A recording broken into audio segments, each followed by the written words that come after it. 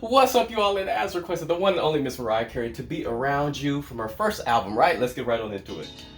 Yeah, she had that brown curly hair, yeah.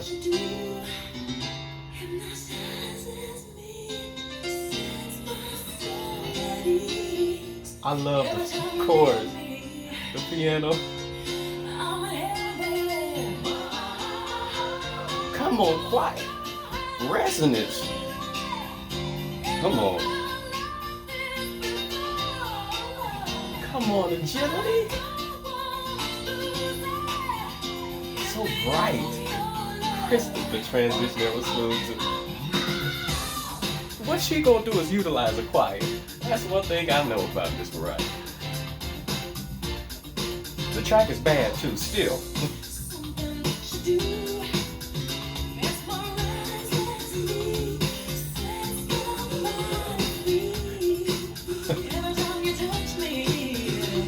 Love the background.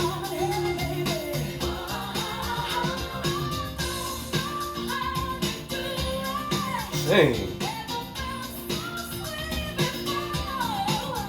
You better run.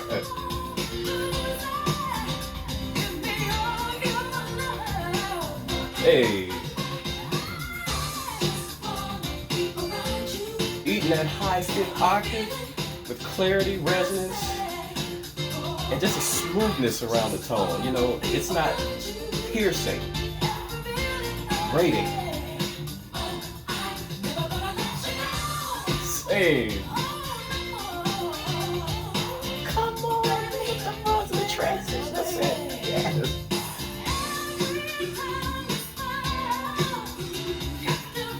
I like the distortion on the beginning of Captivate. Bell! How high? Gee.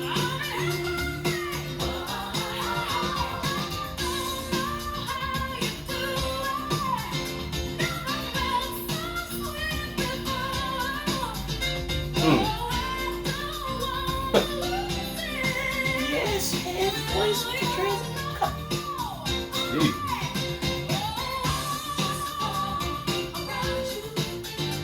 the belts, the serious, the sustain, and what?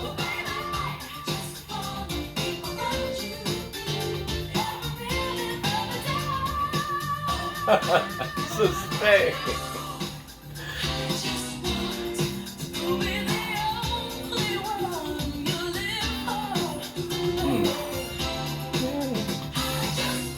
The track is bad. She's a good job.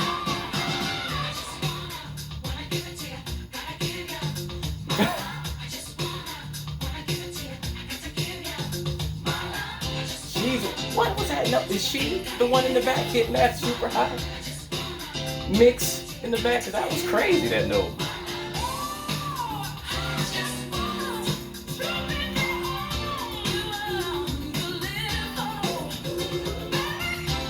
Hey.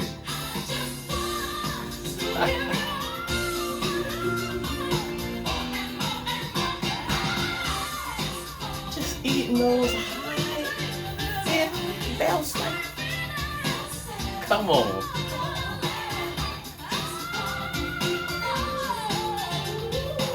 Come on, transition into the first cut. You better growl, distort.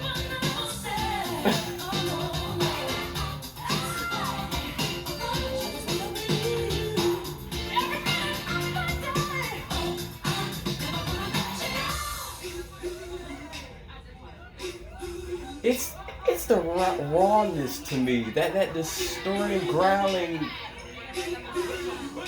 on that last one. Was it Never Gonna Let You Go? At the beginning of that was just dirty and just gave me a little bit of Twinkie Clark earlier years, and still can growl her, but gave me a little bit of that. You know what I mean? That twinkiness. With those distortions and growls, I mean, yes. And the belts throughout were just so epic. And they're definitely more chesty here, but they're still resonant. They're still bright. They're still what I call like youthful feminine like. You know, they're not too sharp and grating in my ear. They're not at all. They're very smooth. So, you know, there's no rough edges in her belt. Very much velvet covered, her belt still. And the ad libs, the runs here. This is an excellent vocal showcase.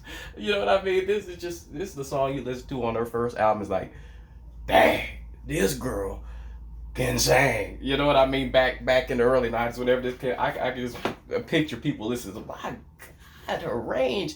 And y'all let me know. Can y'all confirm to me that the highest note in the background? I don't know if it was the choir, somebody else, Kelly.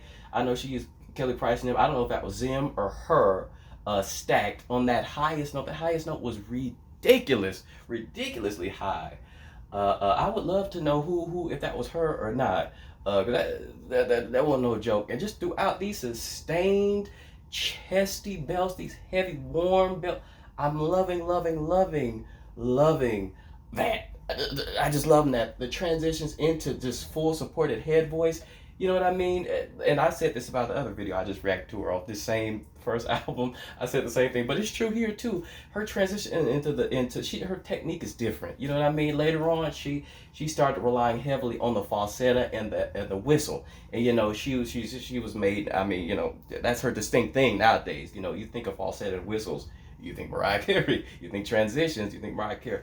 But the flips in the head voice, and just the powerful, chesty, sustained belts throughout the higher belts. There's a phrasing up high and just staying up in the high range. I love the just rawness and the just recklessness, the savagery on this first album. I mean, she was just raw. She was raw. That's exactly. She was raw, and just singing her butt off. The ad libs and everything, just killing the melisma.